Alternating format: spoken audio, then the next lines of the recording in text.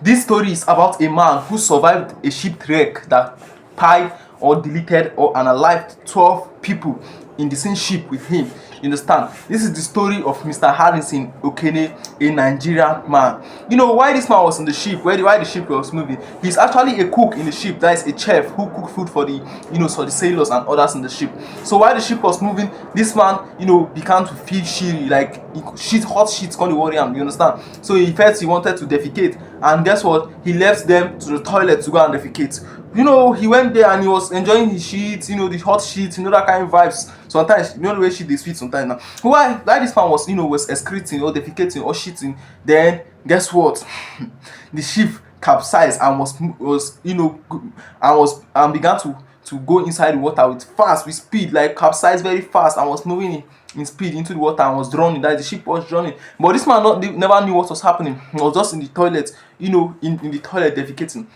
And before this man could finish, the other 12 people in the ship are already unalive. They are dead, like they have gone. You understand? They have been deleted by water because they drowned to death. And while this man came out, the next thing, there was nobody. Like everybody was gone. And the only thing that saved his life while the ship was capsizing was that there was a bucket of air. There was a bucket of air. He hid himself in a bucket of air. You can see the image of the bucket of air. That was where this man hid himself and stayed there for good 3 days. This man was in that bucket of air for 3 days without food, without water, because you can't drink the water of ocean. You understand? So he was there for good 3 days without food and water. So guess what? He was actually waiting for the time that him too he would get hungry and and him too he die or die due to hunger or thirst and other things. So but guess what? God saved him.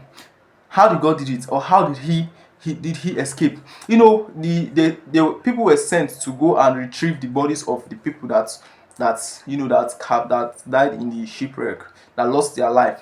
So when they went there to retrieve him, the man heard sound of people, and maybe he understood that people were coming because he could hear sound. So he started hitting the iron or the body of the ship where he was, and was hitting and hitting it and hitting it. And those people that came to retrieve the body noticed that something was making noise there, and they went to check, and that was how they found this man.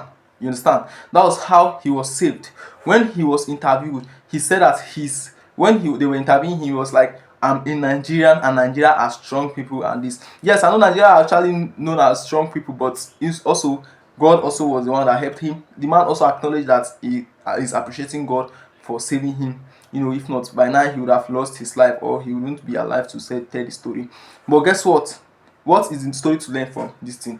The story is that if you feel like you want to shit, bro, go and defecate. Yeah, some people will be like, oh, I can't, no, I don't want people to think I want to go and defecate. They'll be forming to be, because that could be the little way that God wanted to save you. Imagine that was the way that God wanted to save this man. That was why he had to go and defecate. Yes, God already planned to save him like that, and that was what saved him. If he had proved stubborn and said no, I will defecate later, that was how that man would have lost his life with the 12 others. So that was how this man was saved, and that was how he was able to overcome what died his 12 people that were together with him in the ship. Thank you for watching this video. My name is your boy Izzy. Please do subscribe to my channel, like this video, and comment your thoughts about it.